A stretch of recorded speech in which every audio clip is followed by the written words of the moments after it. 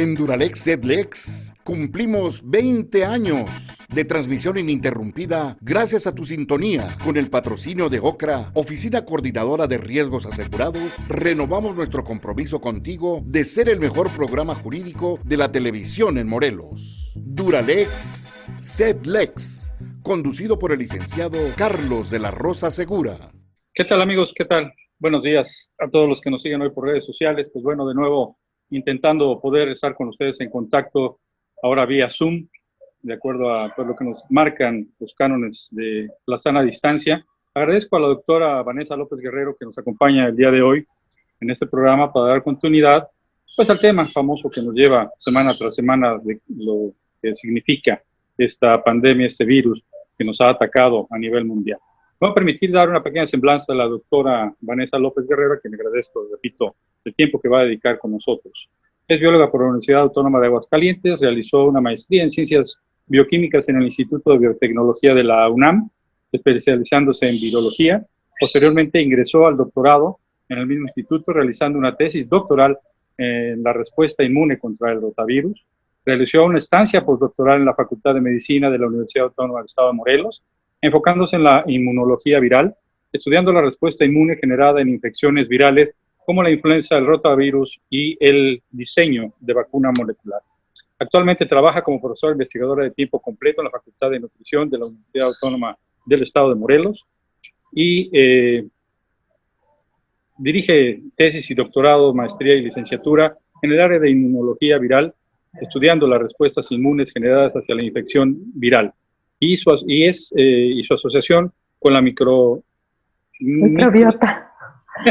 intestinal. Es miembro del Sistema Nacional de Investigadores Nivel 1 y es miembro de la Sociedad Mexicana de Virología. Doctora, le agradezco infinito el tiempo que nos dedica. Sabemos que es una gente muy ocupada, pero gracias por darnos la oportunidad de compartir con nuestro público temas de interés hoy actuales. Y me gustaría, bueno, ya que tenemos por ahí la semblanza completa, que nos pudiera explicar un poquito, porque existe todavía la desconfianza en relación si existe o no existe el COVID-19. Es un virus, hablamos de la influenza, hablamos de el chikungunya, etcétera. Un sinfín de enfermedades que nos vienen, que son todas virales, se puede decir, unas bacteriológicas, otras no. Y finalmente, bueno, pues afecta al sistema respiratorio, que es lo que hoy preocupa, estas calificaciones que dan de lo que es una neumonía atípica, que dan por calificar, que finalmente pues es una enfermedad viral y pulmonar que afecta al sistema y que hoy nos tiene sobre la pared, doctora. Sí, muchas gracias por la presentación. Sí, pues últimamente ha salido mucha controversia con respecto a esta enfermedad nueva.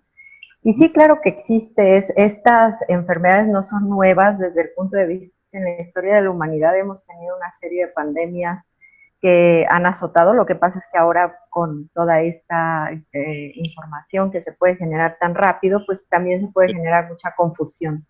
Pero bueno, es una epidemia, una pandemia que se generó a través de un virus que no es nuevo en la naturaleza, sin embargo, es nuevo para el ser humano. Si este virus ya existía en un animal, se propone que se originó en los murciélagos, donde vivía, y era un virus que, más bien cohabitaba en el murciélago. Si es de origen animal, no es creado en laboratorio, como se dice por ahí. No, claro que no. Este virus se genera en el murciélago y vive ahí. Podemos decir que vive, pero bueno, los virus no son vivos, pero es la manera en que la gente lo puede entender. Habita en el murciélago y evoluciona junto con el murciélago, ¿no? Y entonces ahí estaba muy bien, no causaba una enfermedad realmente grave, los murciélagos no generan una patología, sin embargo son reservorios. Hasta que los chinitos se lo... Pues en realidad no se sabe si es realmente por ingesta, ¿no? Lo que sí se sabe es que la convivencia con los animales y sobre todo con las secreciones de animales infectados, pues siempre genera ese riesgo. Entonces, el tener a los animales hacinados en jaulas y con todas estas secreciones, que es las heces fecales, la orina, pues este animal está infectado y está generando estas partículas virales. y lo más riesgoso es la sangre, siempre ha sido la sangre. Entonces, al sacrificar a los animales en estos mercados y en esas condiciones de insalubridad, pues Como el Zika, evidentemente la sangre ¿no? entraba en contacto. El Zika, por ejemplo, es otra de los ejemplos de enfermedades zoonóticas, que quiere decir que vienen de animales, que es a partir del simio, por ejemplo. Pero ahí es Otro otro ADN. origen sí, y además el mosco es el que se mueve de la selva hacia las zonas urbanas, ¿no? Hay un vector, ¿no? que lo promueve. En este caso, pues el virus infectó a un humano y este virus dentro de ese humano tuvo la capacidad de adaptarse tan rápido para poderse contagiar a otros humanos. Entonces es un virus que no conocemos, es un virus que nuestro sistema inmunológico no está acostumbrado a tratar con este tipo de virus, ¿no? Entonces por eso nos agarra tan desprevenidos.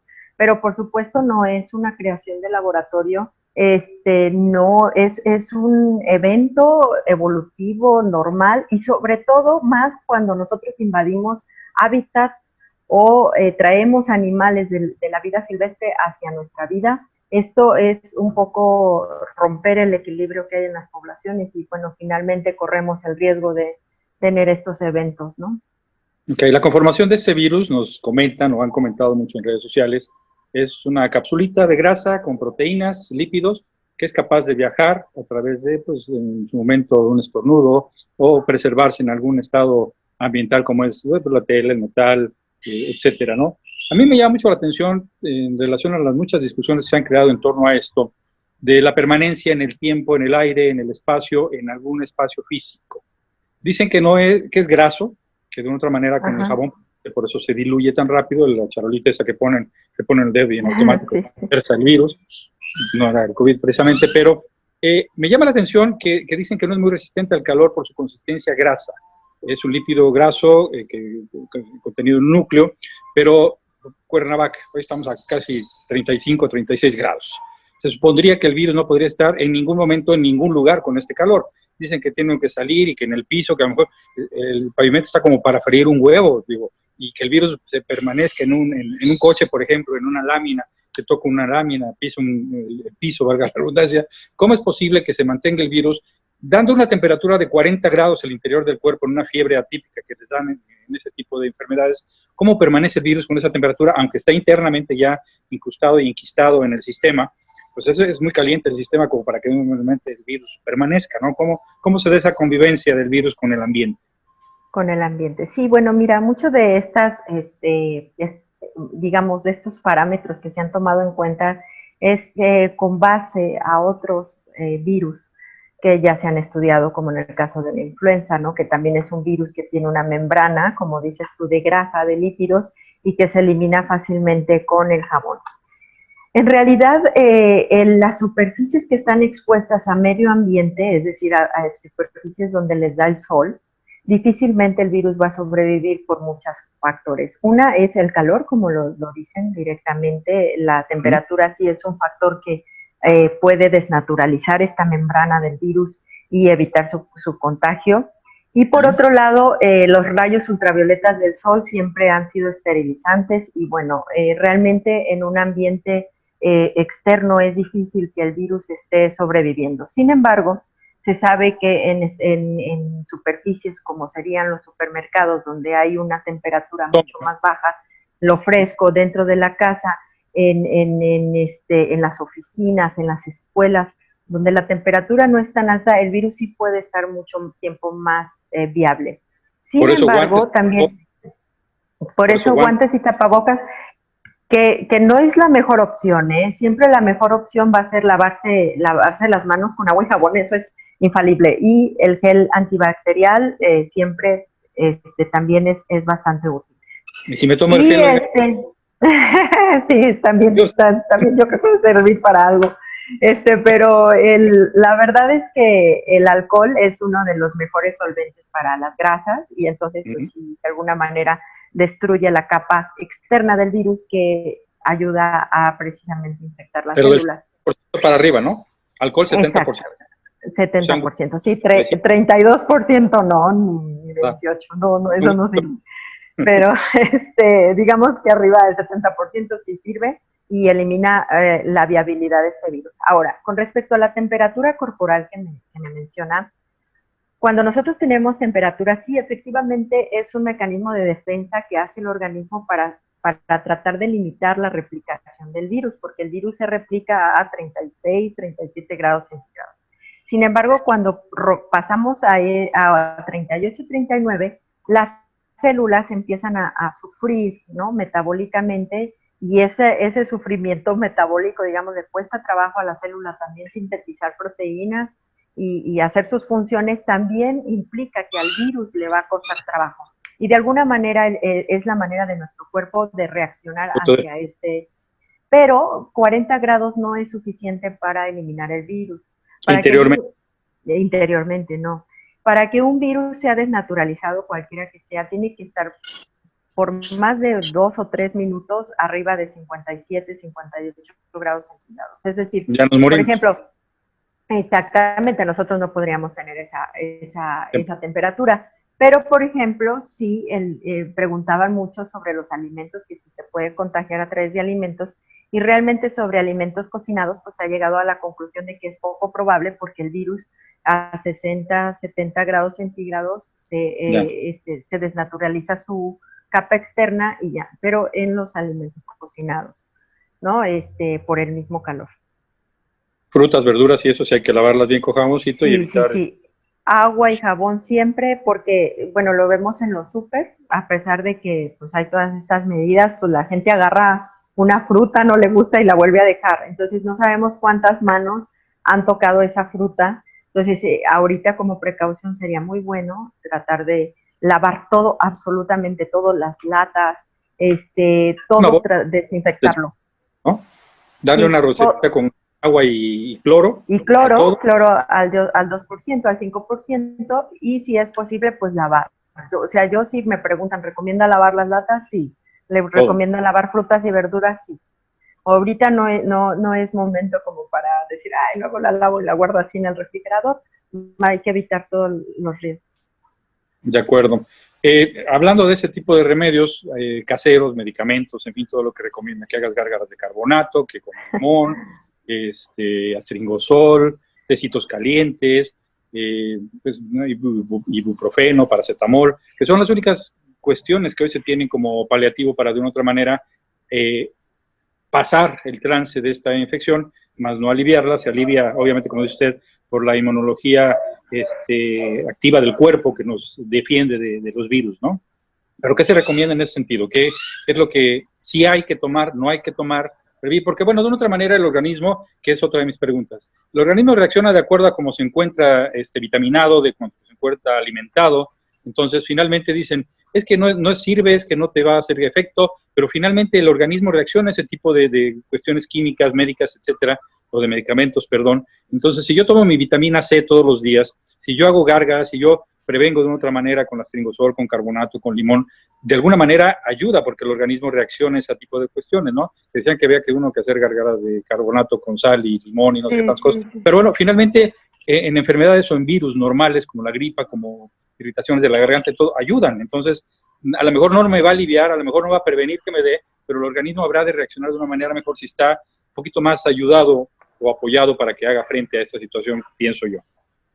Sí, bueno, en cuanto a remedios caseros, pues nada está comprobado. En realidad, muchos de los que se han difundido a lo largo de las redes sociales son falsos y muchos de ellos ponen en riesgo la salud, como esto de tomar bebidas calientes. O sea, sí ha llegado pacientes con quemaduras en garganta tratando de... Sí, porque es lo más caliente que lo aguantas, pues esto puede dañar incluso más la mucosa y esto favorecer más un contagio, no nada más de SARS, sino de muchas cosas. Lo del bicarbonato también, que se ha dicho mucho, que cambia de manera local, digo, porque no es que cambie el pH del cuerpo, sino de manera local y momentáneo cambia el pH de la garganta, funciona muy bien para infecciones bacterianas, más que para virales, porque... Claro. En el caso de los virus están dentro de las células y ahí el pH no va a cambiar. Sin embargo, en algunas placas o biofilms que se forman dentro de la garganta, que son de bacterias, ahí sí puede modificar un poco el crecimiento bacteriano. Sin embargo, no sigue siendo un remedio muy efectivo, simplemente un complemento más. Ahora, como bien lo menciona, el hecho de que nosotros estemos bien físicamente equilibrados con una dieta saludable y sobre todo que no estemos favoreciendo cosas como, no sé, tal vez modificando mucho nuestro estilo de vida, tomando medicamentos que no necesitamos en este momento, pues todo va a correr de la mejor manera. Tenemos un sistema inmune que es el encargado de defendernos y de montar las respuestas específicas y de memoria después, porque difícilmente te vuelves a reinfectar, pero tenemos un sistema encargado de defendernos, que lo único que necesita es que esté en las mejores condiciones de respuesta.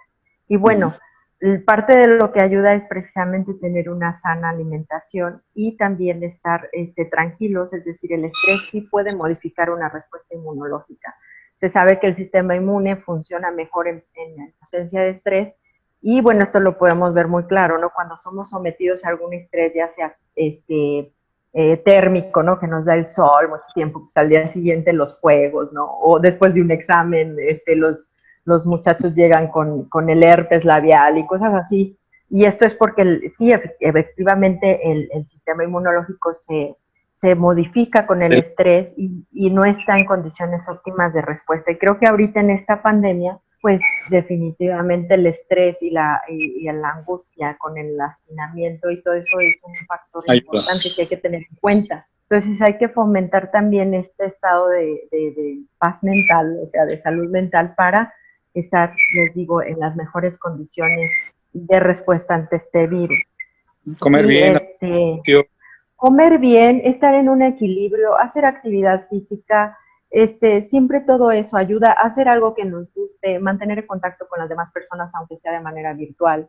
O sea, tratar de evitar situaciones que nos angustien y que nos estresen, y a veces es difícil porque creo que a todo mundo le ha pasado que se despierta con un pequeño dolor de garganta y ya piensa que tiene todos los síntomas ajá, exactamente, ¿no? Y fue el ventilador, ¿no? Fue el ventilador toda la noche que me irritó la garganta, pero bueno, esto puede generar mucha angustia, mucho miedo. Entonces, sí, la verdad es que tratar de llevar una vida equilibrada en todos los sentidos va a ayudar a una mejor respuesta del sistema inmune.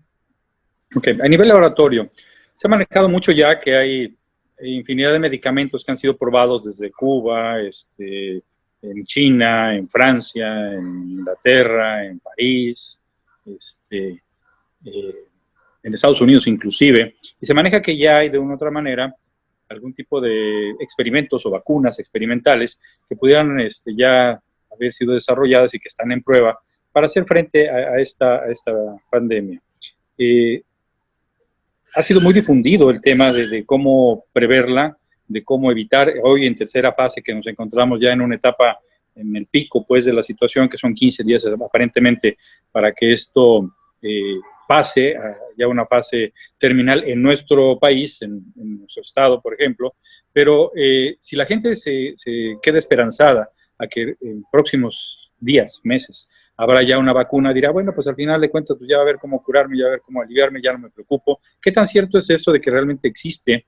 Porque sabemos que pues estudios, cuando hay inversión, cuando hay preocupación, pues sí le meten todo el dinero del mundo para que esto salga rápido, ¿no? Pero ustedes en laboratorio, y mejor experiencia que usted, no hay quien la tenga, en el sentido de que sí es viable o no, en qué tiempo nos esperanzamos o no nos esperanzamos. El SIDA causó estragos infinitos. Hoy hay un paliativo que pues puede uno convivir con el virus o con la enfermedad y ya no es tan mortal como era antes, pero finalmente, independientemente de que tenemos que cuidarnos, quedarnos en casa, no salir para evitar cualquier circunstancia, ¿qué tanta esperanza pudiéramos tener en un futuro no muy lejano de que estas vacunas realmente sean viables, ciertas y prontas? Sí, bueno, aquí podemos hablar de dos cosas. Afortunadamente, esta pandemia se originó ahora en otro país. Digo afortunadamente, desafortunado para ellos, porque esto ha dado pie precisamente a que la experiencia en otros países nosotros podamos aprender de ella, es decir, de lo que no se debe de hacer con ciertos fármacos a lo que sí podemos hacer y puede tener una respuesta favorable. Ahorita en México pues hay 3 protocolos de fármacos que se han utilizado tanto en China como en Europa y que aparentemente tienen resultados muy variables, ¿no? Todavía no podemos tener algo muy específico, pero ya estamos más cercanos a tener un tratamiento farmacológico. Sin embargo, en el cuestión de vacunas, creo que es la parte más difícil, la parte de la regulación que siempre ha habido para las vacunas humanas, pues hay que tener muchos estudios a nivel poblacional, es decir, tenemos que saber qué es lo que queremos obtener del sistema inmune para bloquear este virus, cuánto tiempo, cuántas dosis, a qué población se la voy a aplicar, la vamos a aplicar a bebés, a niños, qué es lo mejor, ¿no? O sea, hay un estudio mucho más allá de tener la vacuna y ponerla, es ver cómo y cuánto tiempo va a funcionar esta vacuna, ¿no? Y cómo va a cambiar este virus también, porque tenemos el caso de... ¿no? Exacto, ¿cómo vamos a esta vacuna, cómo va a funcionar en toda la gama de la población? Pero además tenemos un punto importante, como en el caso de la influenza, que el virus cambia. Entonces la vacuna de este año ya no funciona y todo eso. Aunque es poco probable para este virus que pase eso, porque muta menos que influenza, pero pues también tenemos que estudiar esa parte, ¿no? ¿Cuáles son los blancos que podemos, terapéuticos que podemos ver en este virus para poder ser sobre esos, evaluar y hacer todo un desarrollo de vacunas, el cual no es barato. Hacer vacunas es caro. Y desgraciadamente en nuestro país, pues desde 1980 y algo, pues se perdió el interés en hacer vacunas y entonces somos de los importadores y lo peor de todo es de los importadores que más lejos están de obtener las vacunas en primera instancia. Siempre somos de los últimos países. Entonces, eso es un grave error, creo yo, el no invertir en nuestras propias vacunas. O sea, se sabe que ejemplos como Cuba o la India, que son autosuficientes en muchas vacunas, pues tienen mejor control de enfermedades infecciosas en este caso. Y aquí en nuestro país, pues sabemos muchos, bueno, más bien no sabemos muchos, pero hay mucha gente que tiene la capacidad de diseñar vacunas y sobre todo la infraestructura para hacerlas a nivel experimental y bueno, y tendríamos que tener la capacidad de producirla y creo que sería mucho mejor, mucho más barato y mucho más rápido para México tener su propia industria, ya sea gubernamental o privada, pero que hubiera una conexión entre los científicos y la industria para poder generar estas vacunas de manera mucho más rápida y cubrir la demanda del país.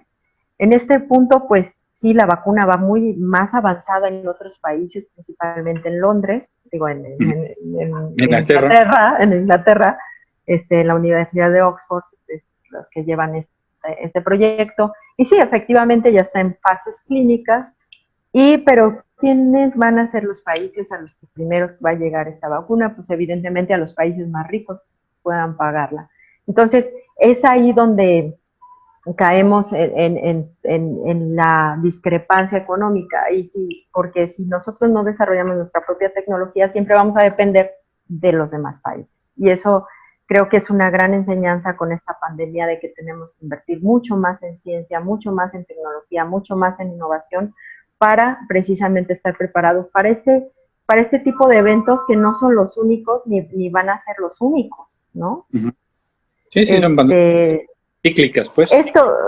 Vamos a tener mucho más eventos después, eso no va a cambiar. Entonces, ahorita tenemos esta pandemia, en 15 años otra, o sea, y puede ser otro virus, puede ser otra influenza, pero eso es necesario. Hablando de la recurrencia en su experiencia, ya nuestras autoridades están supuestamente previendo que para el 1 de junio estaremos ya en condiciones de poder empezar a reactivar la economía, nuestra vida, etcétera, que a partir del 15 o 17 los niños ya van a regresar a la escuela, en fin, ya los señores ya dan por hecho que esto ya terminó, que ya estamos del otro lado, cuando de otra manera vemos el ejemplo en países como la han vivido, en China fueron más de 5 meses, 4 meses y fracción, aquí llevamos apenas 3 meses y cachito, y ya le estamos dando por hecho que ya estamos como el petróleo, ya lo hicimos, ya estamos del otro lado, y a la hora de la hora, vienen los ramalazos, porque como dice usted, no somos un país ni previsor ni preparado. Tenemos petróleo, pero no hacemos gasolina.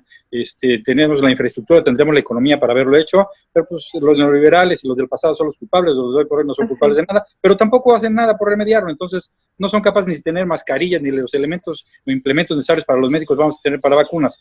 Y ya estamos mandatando que el virus ya se va a ir por decreto y que a partir de julio ya está.